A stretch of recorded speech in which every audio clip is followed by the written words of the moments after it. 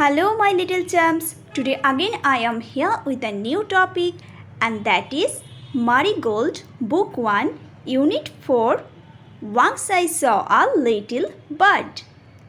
In this poem, a boy sees a little bird sitting at his window. He comes near the bird to talk to him, but the bird flew away. इस कविता में एक बच्चा अपनी खिड़की पर एक छोटी सी नन्ही सी चिड़िया को बैठा देखता है।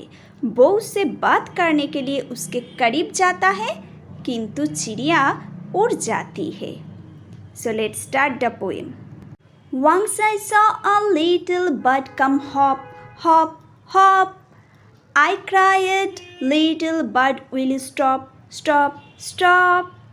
इसका मतलब है एक बार मैंने एक छोटी चिड़िया को फुदक फुदक कर आते देखा। मैं चिल्लाया, छोटी चिड़िया क्या तुम रुकोगी रुकोगी रुकोगी? I was going to the window to say how do you do, but he shook his little tail and away he flew.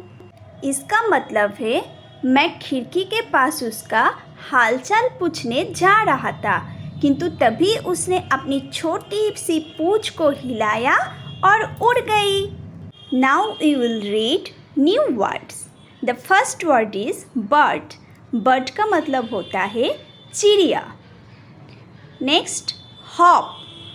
Hop means moving up and down. That means फुदकना। In Hindi फुदकना। उसके बाद है stop. Stop means to stand still, मतलब रुक जाना। Tail. Tail का मतलब होता है पूंछ। Window. Window का मतलब होता है खिड़की। Let's read. The bird flies out of the window. मतलब चिड़िया खिड़की से उड़ गई। We must stop cutting trees. हमें गाछ काटना बंद करना होगा। Reading is fun. The first question is, what did the child see? बच्चे ने क्या देखा? The answer is, the child saw a little bird. बच्चे ने एक छोटी चिड़िया देखा। Next question, what was the little bird doing?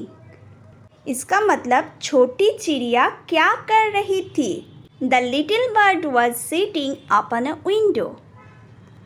Let's talk.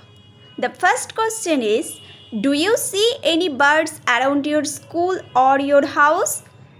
क्या तुमने अपने विद्यालय या घर के आसपास किन्हीं चिड़िया को देखा है? Yes, I see so many birds around my school or my house. The second question is, have you tried talking to them? क्या तुमने उनसे बात करने की कोशिश की? Yes, I have tried talking to them. Let's do. Join the letters from A to Z. तुम्हें क्या करना है यहाँ पे? A से लेकर Z तक ये जो डॉट है ये तुम्हें ज्वाइन करना है और ये पीकॉक को पूरा करना है।